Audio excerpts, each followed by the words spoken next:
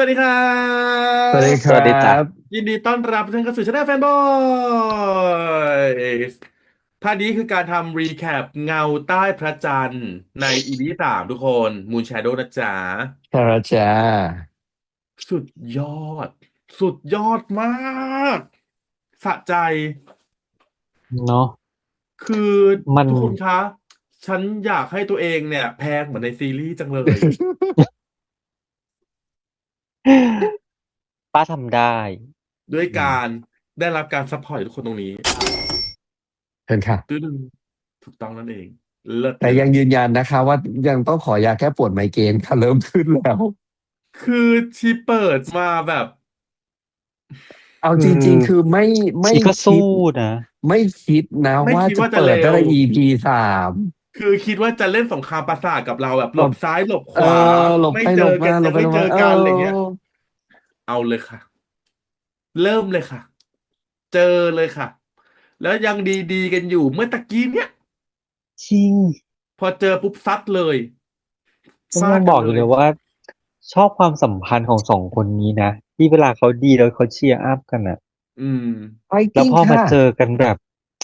โอ้โหเป็นคนละฝั่งอ่ะเราอ่ะรู้อยู่แล้วว่าตัวเจอ่ะแรงอืมแต่คีเนี่ยเรายังแบบโอ้คีจะสู้ยังไงวะสู้ได้ไหมวะเฮ้ยนางก็ก็สู้สู้อยู่นะ ใช่อะไรเงี้ยมันจะสมน้ำสมเนื้อแล้วมันน่าจะแบบคือฟาดนึกสภาพกันแรงอยู่จำได้ไหมล่ะฉากที่เจอกันตอนที่หลังจากร้องเพลงเสร็จแล้วลงมา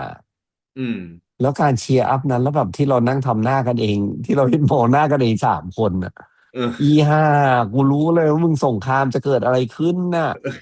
แล้วเนี่ยเกิดทันดีทันใดอ่ะ ฉันยังหายใจไม่ถึง10 ทีเลย เออโอ้โหแบบโอ้คือเราเห็นถึงความเขาเรียกอะไรอ่ะความความใส่ซื่อของชีอ่ะ อืมอืในมการที่แบบนึกออกไหมถึงแม้ว่าจะเป็นคนแบบนั้นเจอกันหลายทีก็เถอะแต่ยังมีความหวังดีใดๆเชียร์อัพอีกคนนึงแล้วแบบพ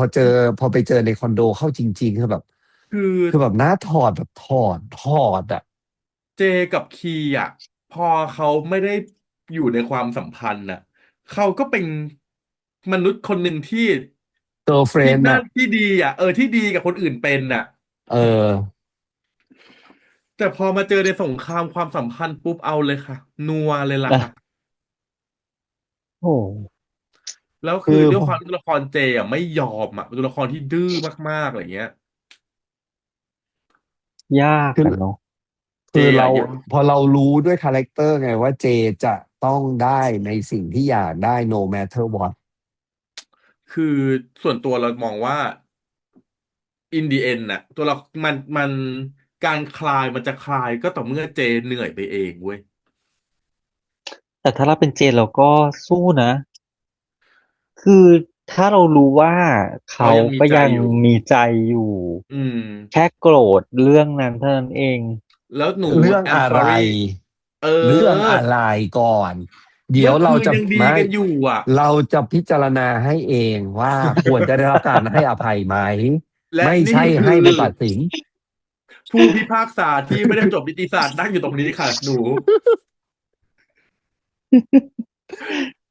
ก็ I'm โอ้ sorry ประธานโทษ sorry หาอะไรก่อนมึง sorry แล้วเสร็จแล้วไม่บอกเหตุผลกูจะรู้ไหมแล้วอยู่ก็กลับมาจะเอาเออคืนให้ได้เออคืออะไรอารมณ์เสียเออเอาแต่จริงๆถ้าสมมติถ้าเราเป็นเจแล้วเรารู้ว่ามันมีเปอร์เซ็นต์ได้อะแล้วเปอร์เซ็นต์ดูท่าทางเราไม่ใช่น้อยเลยนะคือก็สู้เข้าใจควะวามรู้สึกนะ จานแกว่งจริงรู้นะว่านั่นมากแต่เพียงแต่ว่าคือตอนเนี้ยมันประเด็นถ้าโดยส่วนตัวเราในฐานะคนดูอ่ะๆอืมขอดูน้ำหนักก่อนสาเหตุจริงๆที่ I'm sorry เนี่ยอะไร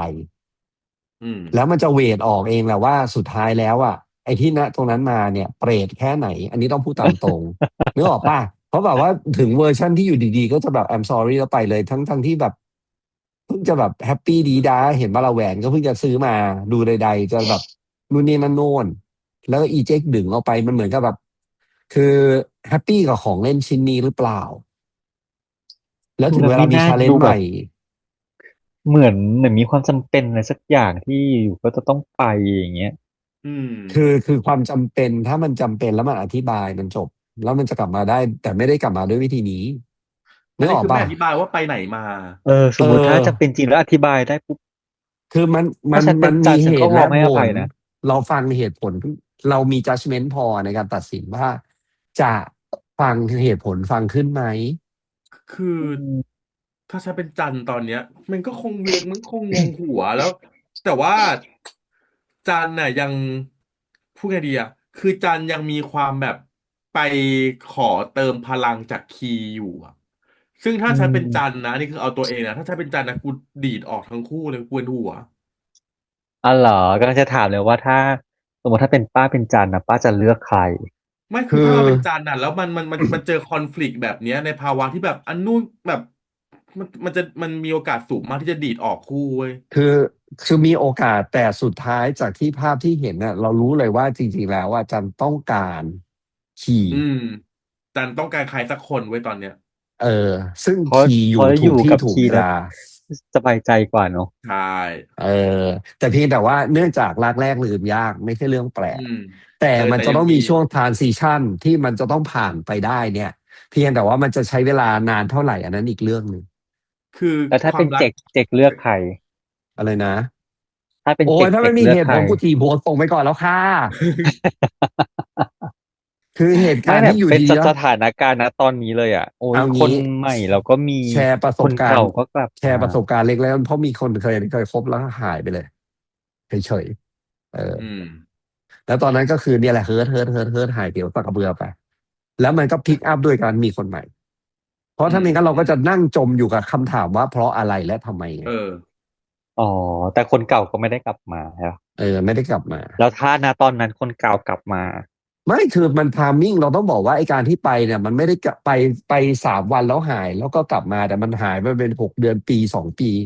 อืมณวันนั้นแบบมันก็ไฟสองปีเอากับแล้วกลับมาคนใหม่อย่างเงี้ยอุ้ยถ้าทูเลตถ้าถ้าทิ้งเวลาขนาดนั้นอ๋อเหรอทูเลทูเลตตทูเลตคือถ้ามันยังอยู่ในช่วงที่ยังคิดถึงอ่ะเดือนหนึ่ง2 เดือนอันนี้โอกาสยังสูงมาก6 เดือนก็ยังทัน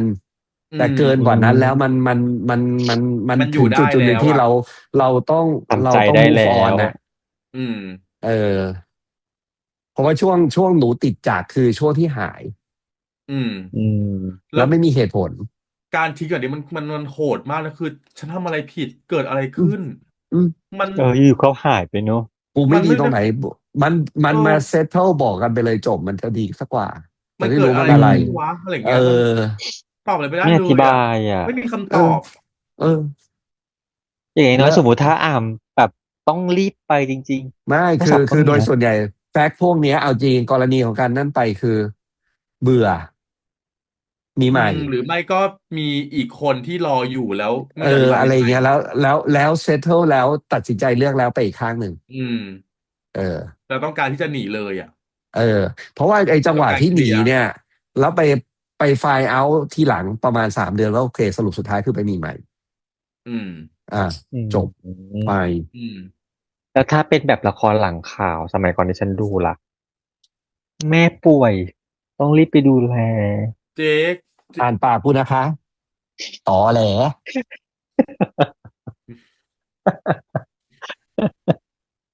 ไม่มีค่ะไม่มีเจ๊แล้วไม่มีโทเจ๊รช่วยดูศัพท์เลยใช้ส่งซีรีส์เรื่องสัญญาณนี้ด้วยค่ะควันใช้ส่งสัญญาณควันกว่าควันจะลอยมาถึงแม่ป่วยบายดูซีซีรีส์ความรีส์เขาแพงด้วยค่ะ ซีรีส์เขาแพงขนาดนี้ค่ะเจ๊เออแต่จริงแพงจริง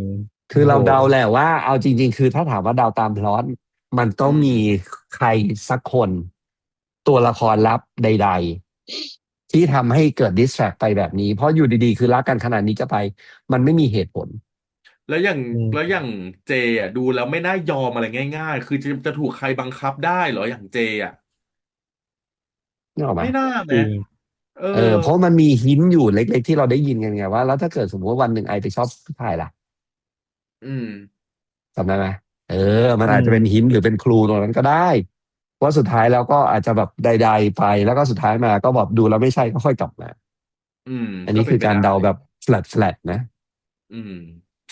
ทีนี้ก็จริงพอมาฝั่งของจันกับคีคิดว่าพี่จันมีใจให้น้องคีหรือเปล่าคือมี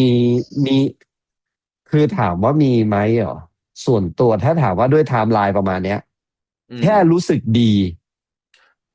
มีไว้อุ่นใจกว่า ถูกใช่ไหมแต่ว่าถามว่าใช่แต่ว่ามันยังยังอยู่ในช่วงที่แบบเอาไงดีมันยังไม่อยากจะทันหลังมาคือฉันว่า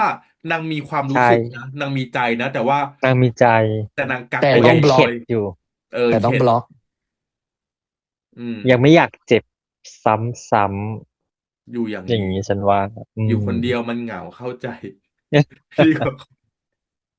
ฉันว่าจันเนี่ยคือแบบภายนอกดูแกร่งนะอืมแต่บางมานางเหมือนกเขาเรียกอะไรอ่ะคริสตัลอ่าสวาลอฟสกี้ที่อยู่ภายใต้แสงแบบอ่าข้างในเปราะดูใช่ไหมแพงดูรวยดูแบบดูดีดูแข็งแต่แบบมันพร้อมที่จะแตกได้ง่ายๆอะไรอืม เงี้ยเป็นแก้วอย่างเงี้ยพอมันเป็นคำว่าพอเป็นตัวละครที่ชื่อคำว่าจันอะไรเงี้ยจันเนี่ยก็จะมีแบบหลายหลายเฉดมันแล้วก็จะมีการซ่อนอะไรบางอย่างเอาไว้ในความมืดคือกว่าที่มันจะเปิดออกมาหมดครบ15 ค่ำอ่ะมันเทคไทม์มันมีไทามมิ่งของมันอ่ะแล้วไม่ได้แปลว่าเปิดแล้วจะเปิดตลอดไปมันก็ต้องกลับมามืดอีกอะไรเงี้ยอืมอืมในขณะที่คีย์มันคือแบบคีย์อ่ะ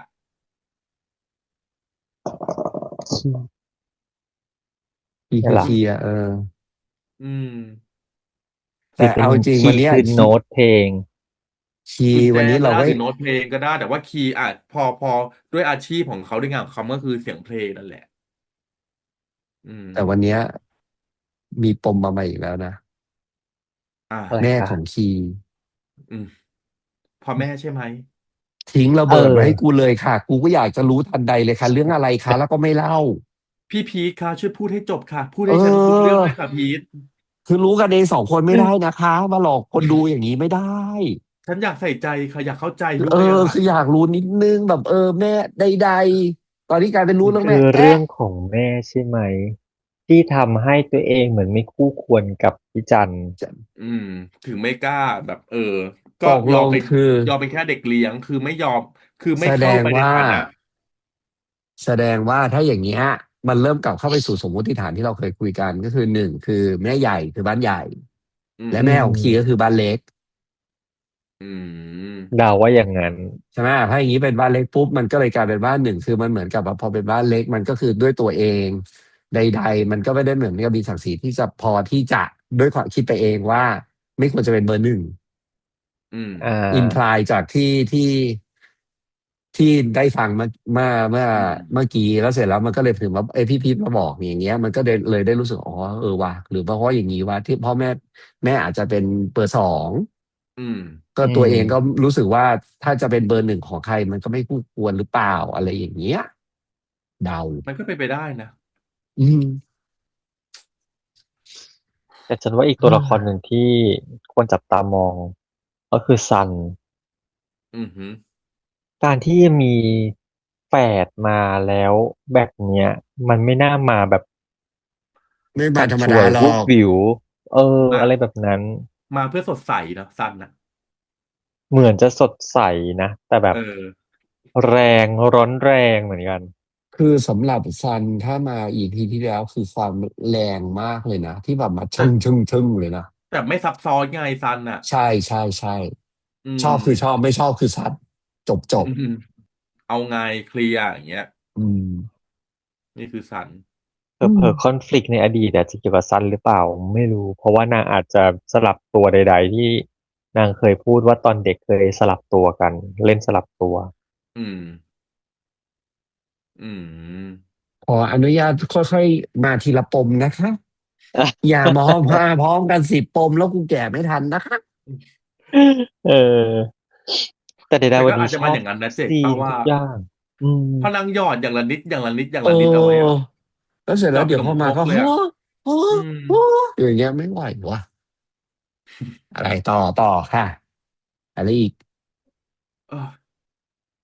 อย่างที่ ทุกอีพีที่บอกชอบซีนชอบอะไรอย่างเงี้ยชอบซีนสการวยวางภาพสวย กล้องชอบอืมพร็อพทุกอย่างเลยอ่ะคือเรารู้สึกว่าถูกใส่ใจทุกรายละเอียด คืออืมองไปในมซีนนะภาพทั้งภาพไม่มีพร็อพไหนที่โดดเลย ไม่มีอันไหนไม่มีที่งงอะไรเตะลูกกระตาเออที่ทุกอย่างไม่มีอะไรรู้เบลนด์กลืนอย่างไม่มีรู้สึกว่าอันนี้ไม่ใช่เนี่ยอ่ะไม่เนียนมีเลยนี่คือแพงและแพงอืมแล้วมันแต่เราอาจจะไม่แย่งกันเด่นด้วยนะ ไม่รู้นะไม่แยเออกกันเด่นแล้วถูกมันเข้ากันหมดทุกมันสิ่งฮาร์โมไนซ์ไปด้วยกันทั้งเอซีนอแล้ววิธีการวางกล้องอาจจะแคบนี้จะรับอย่างนี้จะเซนเตอร์หรือจะอย่างเงี้ยโอ้โหมันเข้าดูอย่างไปหมดเลยเปียโนหลังนั้นสิเปียโนโอ้โหสวยมากโอ้คิดฉากเปียโนดูเป็นโนสวยมาก สีขาวกลางห้องสีคตั้งรีมตรงตะโกกลางนแล้วในห้องไม่มีเลยให้ห้องมันดูกว้างดูคลีน แล้วทิวลิปคือเนี่ยอืมดอกไม้ที่เลือกอ่ะมันแบบเออ ดอกมันไม้ไม่เหมาะดอกสมไม้ก็ไม่ถูกมาค่ะกก็ใช่กันมันแบบมันมันเอออืมสาแก่แล้วใจมันยังวางไว้ติดใกล้กับกระจกที่มันเปิดกว้างให้มันเห็นวิวแบบสวยส่วนอย่างนี้ลุมคือโอ้โห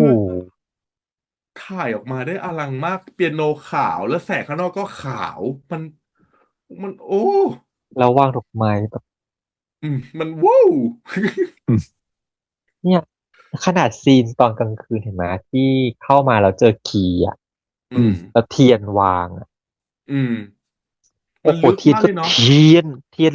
แล้วแบบมุมกล้องคือแล้วโอ้โหมันไม่แบคือเก่งนเลยนะตรงที่แล้วใช่คือเก่งตรงที่นางวางเขาเรียกอะไรนะเทียนอะไล่สีให้มันมีความลึกเข้าไปอะเอมันไม่อืได้แบบมวางแค่วางงงๆหรอกเทียนเออเออมันไม่ใช่แจ๊สวางเทียนอะแต่ระดับแล้วแสงเทียนของเทียนสีของเทียนมันจริงมันอืมันแล้วมทรงของเทียนด้วยทรงของเทียนมันโทนถ้วยเป็นทรงเทียนกลมมนอืมแล้วมันทรงแบบเนี้ยมันจะดูแพงอ่ะไม่รู้ฉันบอกไม่ถูกมันดูเข้าเพราะว่าด้วยเคิร์ฟของโต๊ะของอะไรเงี้ยมันไปด้วเอยกันหมดเลยออะแล้วมันไม่ได้มีแค่3-4อันวางให้มันดูมีการจุดเทียนแต่แบบโอ้โหเทียนและเทียนโอ้โหแบบอย่างเงี้ย แล้วเดินออกมาด้วยชุดนอนจ้ะแบบโอ้ตายแล้วแล้วที่เก๋อย่างหนึ่งของมุมกล้องในห้องนี้นะทุกครั้งอือหือที่เห็นเลยชอบถ่ายแล้วเล่นกับกระจกอืม มันเลยทำให้ดูมีมิติอืมของตัวละครเวลาเดินแล้วมันก็จะเห็นสะท้อนมั่งห้องมันดูกว้างขึ้นมั่งมันดูแบบนะสรุปที่คำเดิมคือแพงจริงแพงแล้วการแสดงด้วยของเอา3 คนหลักอ่ะก็โอ้แพงเอาวันต้องให้เนี้ยอ่ะจริงเราพูดถึงเจก่อนเลยแล้วกันดูโพสเจอร์ดูใช่ชุดดูวิบุคลิกธีการจิบภาพไวเนอะบุคลิน์กภาพแล้วหลังแบบคือแบบตรงเดี่ยวทุกครั้งแล้วแบบคือโอ้เอาไม้ค้ำไว้ใช่ไหมลูกบอกมาสิแล้วชุดที่แต่นางดกวายตลอดเลยนะเออยู่อจะมีความแบบนางพญาตลอดนะเออชุดนางอ่ะก็คือต้องแบบมีเอบาตั้งอแล้วเสร็จแล้วก็มันจะกลุยลงไปต้องมีแบบเอเอออตัวมัมอ่ะเนี่ย มีความตัวมัมมันมีความแบบเล่นกับผ้ากระเทยอืมเล่นผ้าอย่างนั้นนะมันจะดูแบบวู้ชอบไม่ใช่เอค่ะ อคือบอกเลยนะคะถ้ากระเทยดูเรื่องนี้เยอะนะพรุ่งเนี้ยชุดเนี้ยตัดแล้วบอกเลยเตรียมโค้ฟแล้ว จริงแล้วนางก็จะมีเชิงในการที่แบบหลังตรงหน้าตรงแล้วก็เอียงคอเชิดนิดเชิดบ้างสะบัดผมหน่อยแล้วแบจะบอกบการว่าชอบชอบโอ้โหซีนร้องมันไห้ดูแบบแล้วก็ร้องไห้เสร็จร้องเสร็จปากกูสู้ต่ออืมเอืออมคือแบบเอาจริงๆนะคือคาแรคเตอร์แบบเนี้ยมันสาวแก่นะเอาจริงๆคือพร้อมตบกันตลอดเวลาคือรู้เลยว่าอีกคนสู้ชีรู้อ่ะชีสู้ชีเอไม่ยอมชีอสู้อีกแล้วเราจะเอาใจช่วยคีย์นะแบบจะไหวหรือเปล่าลูกอืลูกต้องมเจอเวอร์ชันนี้เลยนะเออแล้วในขณะที่คีเอ้ยโอ้หนูยังกลับไปชีร้องไห้ก็แบบที่มูกโป่งตาแมช้ำวอยู่เลยอ่ะแมวน้อยอ่ะแล้วที่พยาตอนเล่นกับเจยามสู้มี่อ่ะ อ่ะตอนเล่นกับเจมี่น่ารักมาโอ้กไม่แล้วนางก็จะชอบแบบ ปล่อยผมแล้วแบบเอียงอืมคอเอียงหน้าอะไรอย่างเงี้ยมันแล้วมันคือดูแบบน่ารักอ่ะเขาเรียกเดียวมันคือภาษากายอย่างหนึ่งที่นางเล่นนะเว้ยคือคนเรามันจะไม่ค่อยเผยคอเนาะถ้าไม่ได้ตกหลุมรักใครหรือไม่ได้แบบไว้ใจใครมากๆอะไรเงี้ยอันนี้คือนางพยายามจะแบบทางที่ทรงผมไม่ได้เปิดนะแต่นางอืมจะพยายามเอียงคอเปิดคอเวลาอยู่กับจันน่ะจันอืมก็เลยแบบอันนี้แหละภาษากายดี เนาะเสร็จแล้วมันดูน่ามองอ่ะมันเลยทำให้เราไม่แปลกใจเลยว่าทำไมจันถึงแบบตกหลุมรักคนนี้ได้ง่ายใช่แล้วยั่วติดง่าอาจยมากอาจจะไม่ถึงกับตกหลุมรักนะตอนนี้แต่แบบไม่สามารถละสายตาได้เวลาถ้าเขามาอยู่ตรงหน้าอืมอืจริงม แล้วคือจันน่ะคือเอมี่เล่นแบบเหนื่อยอ่ะนางดูเหนื่อยจริงๆนะคือเหมือนกับแบบเชื่ออะไรของอะไรวันนี้แบบมันเหนื่อยใจอะคือมันเหนื่อยกายและเหนื่อยใจไปพร้อมๆกันคือตอนเดินเข้าประตูมาคือมันเหนื่อยอ่ะคือดูก็รู้ว่าเหนื่อยอ่ะเหนื่อยเหนื่อยเหมือนเราตอนทำงานกลับบ้านอะเธอเออแล้วคือเหนื่อยไม่ใช่เหนื่อยเฉยๆนะมีเสียงถอนหายใจ คือเสียงหายใจคือเขาเหแรงนื่อยแต่เขาตลอดเวลายังสวยไงแต่รู้ว่าเหนื่อยคือเนื่องปะคือเออคนคืออันนั้นคนที่น่ะคือเป๊ะแต่เขายัง คือเราเห็นในภาพไงคืออันนั้นคือสภาพหลังจากไปลบมาคือไหล่มันตกไปหมดเลยคือมันห่อมันพิงไปหมดแล้วว่ามันรู้แล้วแบบว่ามันเหมือนกับแบบกูถึงบ้านสักทีกูหมดแล้วนะไม่ไหวแล้วนะอะไรอย่างเงี้ยเออจริงแล้วคิดดูดิพอกลับมาแล้วเจอดูสภาพดิคือแบเอบอมันเป็นจังหวะที่เขาต้องการใครเอาหัวไปพิงไหล่ใครสักคนเนี่ยแล้วมันมาพอคือดีเลยอ่ะคือส่วนตัวเรารู้สึกว่าเรา unexpected ในฉากนั้นเพราะอย่างที่บอกว่าถ้าป้าเป็นจันน่ะแล้วเหนื่อยขนาดเนี้ยคือไม่มีอารมณ์อะไรทั้งนั้นอืนะคืออยากมนอนแล้วอ่ะแต่อันนี้แบบเฮ้ยเออ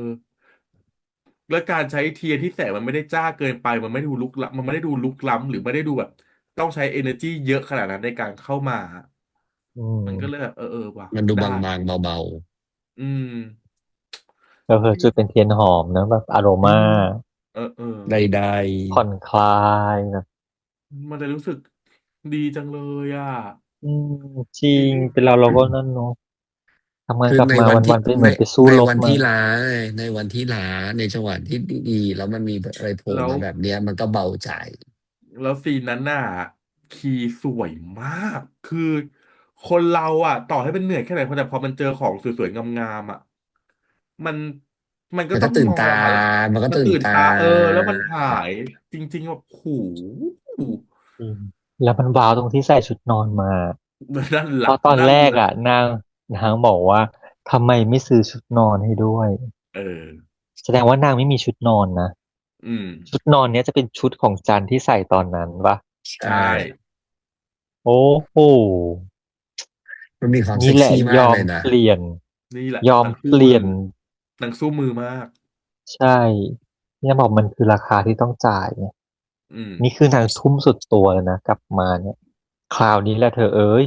EP หน้าเนี่ยซัดกันแน่ๆแหละฉันว่าใช่ เขาเรียกว่า EP it's นี้ only just begun จ้ะ EP เตรียมนี้ยังสงคตัวเถอะรามปราสาทฉันว่าเออปีหน้าอืสงคมรามจริงค่ะแบบถ้ามาแล้วเกมมอนใช่เจอพอสแล้วมันจะงครามต้องเกิดจริงปุ๊บการพูดในการเฉือนน่ะ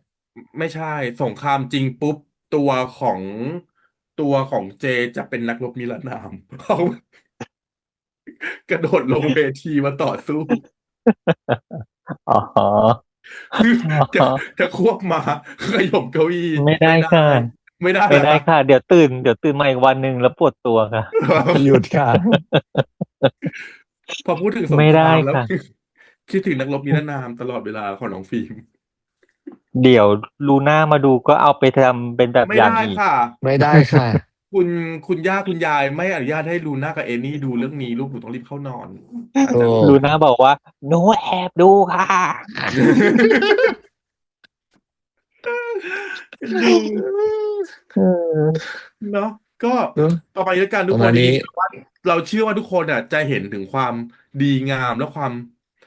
ามใส่ใจรายละเอียดของซีรีส์เรื่องนี้เหมือนกันน่ะแล้วเราอเนาะยากให้คนคนดูเยมาดูเยอะอะๆจังเลยอ่ะไม่ๆแล้วใครมีอะไรเพลียงเห็นอะไรมาคุพล้ำเลยอ่ะยกับเรามาเล่าให้เราฟังบ้างนะบางทีเราจริงเราไม่ได้พูดถึงนะมาเล่าให้เราฟังหน่อยว่าเห็นตแล้ว รงนู้นไหมตรงนี้ไหมอะไรเงี้ย ใช่แล้วไปป้ายยาต่อเราเองโอ้ถ้ามีใครมาถามว่าเฮ้ยช่วงนี้มีซีรีส์อะไรน่าดูดีซีรีส์อะไรดีๆบ้างก็จะแนะนำเรื่องนี้จริงใช่ๆจ้ะดีอืมจริงจริงจริงจริงแบบโอ้โหยอมเลยล่ะอยากให้แมสอยากให้คนมาดูเยอะๆทุกคนช่วยกันนะอืเนาะมเนาะก็ประมาณนี้กันนะครับทุกคนกับ EP 3เนาะแล้วก็เดี๋ยวเรากลับมาด้วยกันอีกทีใน EP หนะครับวันนี้พวกเรา3 คนขอตัวลาไปก่อนนะครับสวัสดีครัสวัสดีสวัสดีบครัครับบ ไปบาย